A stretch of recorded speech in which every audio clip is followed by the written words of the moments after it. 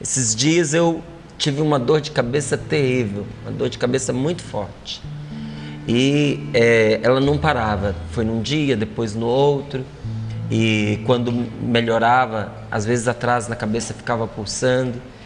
E eu fiquei preocupado porque às vezes quando eu fazia um pouquinho mais de esforço, doía mais.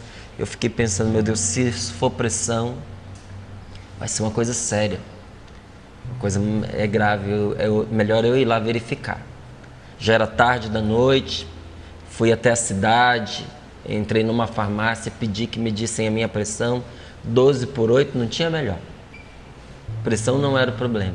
E eu passei a me observar. Fiquei 3 dias me observando. E cheguei a uma conclusão, que a minha cabeça doía por causa de uma má postura que eu adotava durante todo o dia. Corrigi a postura, a dor de cabeça sumiu. Mas nem por isso eu deixei de ir ao médico. Fui ao médico, conversei com ele, precisava falar de outras coisas também. E disse, olha doutor, tive uma dor de cabeça esses dias. Aí fui explicando para ele passo a passo que eu acabei de contar para você. E perguntei, olha, é possível que tenha sido essa postura que eu passei durante aí vários dias, que eu adotei, postura física? Ele falou sim, me explicou tudo certinho como acontecia e ficamos observando para ver se era isso mesmo. E era. Se a pessoa não se observa, se a pessoa não reflete sobre o seu dia, sobre a sua vida, ela não consegue descobrir de onde está vindo a sua dor. Ela sabe aonde dói. Tem gente que sabe que dói aqui dentro. Dói no coração, dói na alma. Aqueles vazios que batem na gente de vez em quando a gente sai da cama, quando a gente tem momentos de solidão durante o dia, tem uma solidão que dói. E aí a gente está ali sozinho, sente aquele sofrimento, mas não sabe por quê. Não é o fato de você ficar só que faz doer. Ficar só faz bem também. Tem hora que um pouquinho de sossego cai bem, você não concorda? Então por quê? Quando não tem ninguém perto da gente, em alguns momentos, a gente sente uma dorzinha lá dentro de nós. Cada um tem a sua razão. Você precisa se perguntar, por que dói ficar só? Precisa perguntar ao Espírito Santo, de onde está vindo aquele sentimento de angústia, de tristeza, de solidão? A gente tem que aprender a se conhecer. Nessa situação, se eu não me conhecesse, se eu não me observasse, eu ia deixar o médico às cegas. E provavelmente ele ia ter que me dar ali uma série de remédios para aliviar a dor, e ia ter que fazer uma série de outros exames por causa da dor que eu estava sentindo. Mas quando eu fui lá dizendo para ele, passo a passo, o que tinha acontecido, uma simples observação resolveu o problema e eu não precisei ficar tomando remédios. Você percebe? Aquilo que acontece no nosso corpo também acontece no nosso coração. Também acontece na nossa alma.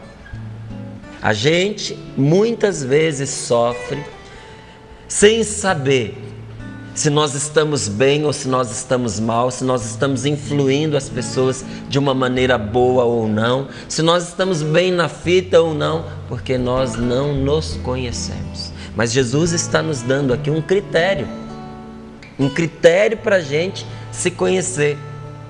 Porque mesmo a pessoa mais ignorante em relação a plantio, a agricultura, ela conhece uma árvore pelos frutos. Você nunca viu a árvore, mas o fruto você já viu. Tem gente que nunca viu uma parreira na vida, nunca viu mesmo. Mas se vê lá um cacho de uvas pendurado, vai saber que é uma parreira. Tem gente que nunca colheu uma manga, morou a vida inteira na cidade, não é? Nunca foi ao campo, não é? Nunca teve a oportunidade de ver ali uma mangueira de perto. Mas, se você vê o fruto pendurado, você não tem dúvidas. Qual é o critério que Jesus dá para nós sabermos como nós estamos? Pelos frutos que nós produzimos. Porque é pelo fruto que se conhece as árvores. Uma árvore é conhecida pelo fruto que ela oferece. Mas um homem não dá frutos. O fruto do homem são as suas obras. Assim como uma árvore se conhece pelo fruto, pelas obras você conhece uma pessoa. Porque a pessoa faz aquilo que o coração dela manda. Eu não estou dizendo que tem pessoas que são más de coração, mas eu estou dizendo que tem pessoas que estão com o coração mau, porque Deus não nos fez maus, mas na vida da gente, à custa de pecados, decepções, frustrações, mentiras, interesses, egoísmos, o nosso coração vai se corrompendo, o nosso coração vai se pervertendo. E chega um momento que nós, que não tínhamos um coração mau, ficamos com o nosso coração malvado. E de um coração ruim saem obras ruins, não saem obras boas. Por isso o Senhor está nos falando, está nos mostrando na sua palavra. De um coração mau saem coisas más. Por isso, pelo que a pessoa faz, você vai descobrindo quem ela é. No momento que você, por exemplo, vai escolher alguém para representar a nossa nação por meio do seu voto, qual é a maneira que você tem para se votar bem? Olha o passado da pessoa. O passado dela vai te dizer o futuro, vai te dizer o dia de amanhã. Ah, Márcio, mas a pessoa pode mudar. O futuro pertence a Deus, você tem toda a razão, mas nós precisamos usar de bom senso. E é muito mais provável que a pessoa continue o caminho que ela já vinha fazendo do que ela rompa com ele. Nós precisamos tomar uma decisão, precisamos. Então nós temos que levar em consideração o que a gente tem em mãos. O que a gente tem em mãos? A história da pessoa. Se foi uma história de benefícios, os lugares por onde ela passou, ela deixou a sua marca positiva. Quando você fala dela, a cidade de onde ela veio se alegra com a presença dela. E tem, viu, gente? Tem muita gente na política querida, que a cidade inteira fecha com a pessoa, porque a marca dela, a presença dela naquele lugar foi espetacular. Desde que a pessoa entrou ali no Ministério Público, a pessoa só faz coisas boas. Então, ela tem um histórico bom. Os frutos que ela produziu pelo instrumento que foi posto nas suas mãos, que é a política, foram bons. Que coisa boa quando isso acontece, não é verdade? Pela história da pessoa, a gente diz, não, vendo o que ela já realizou, a gente consegue imaginar o que ela vai realizar. Então eu fecho com essa pessoa, eu voto nela. Mas também o contrário é verdadeiro. Se por onde a pessoa passou, o que teve foram ameaças, foram opressões, foram subornos, o dinheiro foi desviado, sempre aonde a pessoa está tem aquele clima de suspeita.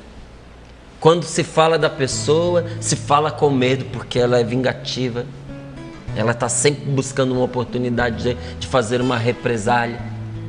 Então, você olha para os frutos.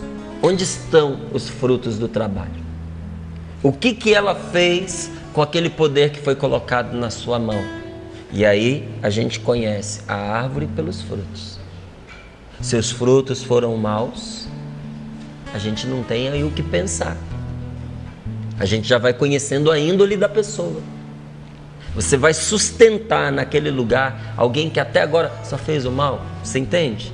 É pela árvore que a gente conhece, é pelos frutos que a gente conhece a árvore.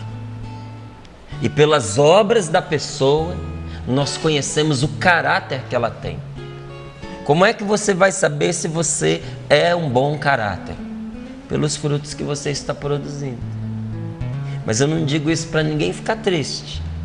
Porque se chega um momento que a gente percebe que o nosso caráter não está sendo bom, você até, desculpe eu usar a expressão, mas que a gente está sendo um mau caráter, o fato da gente descobrir e reconhecer já é o começo de uma mudança. E se a gente diz com arrependimento diante de Deus, Senhor, até agora as minhas obras têm sido más, vem em socorro de mim. Naquele exato momento, uma conversão acontece na nossa vida. E Deus começa a sarar o nosso coração da sua maldade, porque o nosso coração não foi criado mal, mas foi à custa da experiência do pecado e das experiências também negativas da vida, endossadas pelo pecado, pelo vício, pelas nossas más inclinações, que o nosso coração foi se corrompendo. A gente conhece uma pessoa má pelas suas obras más, mas a gente também conhece uma pessoa cheia de Deus pelos frutos do Espírito Santo que está no seu coração. Um homem cheio do Espírito Santo, ele é conhecido pelos seus frutos. E quais são os frutos desta pessoa? Quais são as obras que ela produz? A palavra de Deus nos revela. Um homem cheio do Espírito Santo, ele produz frutos de amor, de alegria, de paz. Ele é pacífico, aonde ele chega, o ambiente se transforma. Ele não só não gera contendas, como ele apazigua as contendas que existem. O homem cheio do Espírito Santo, ele produz frutos de paciência. Ele sofre com os outros para não fazer mal aos outros. Paciência é isso. É você preferir sofrer o mal a fazer o mal. Paciência é você suportar a outra pessoa para dar a ela a chance de mudar. E você sofre. Você sofre enquanto espera. E acredita na pessoa. Você dá uma chance. Você ajuda. Você incentiva. Não é? E quando você vê uma transformação está acontecendo, por quê? Porque alguém acreditou naquele indivíduo. Esse alguém foi você. Você teve paciência. Frutos de amabilidade. Como é gostoso quando a gente encontra no dia da gente uma pessoa amável. E a gente até conta para os outros, porque a experiência é tão gostosa que a gente não quer guardar com a gente. Então a gente, por onde passa, vai publicando. Olha, você viu como o fulano é uma pessoa amável. Mesmo quando contrariado, ele tem sempre uma palavra gentil para dizer. Não perde a linha. É uma pessoa doce, é uma pessoa serena. E olha, isso não tira o tempero da pessoa como muita gente pensa, não. A pessoa fica insossa, uma pessoa assim, sem sabor, uma pessoa sempre do mesmo jeito. Não, não é não, querido. Pelo contrário.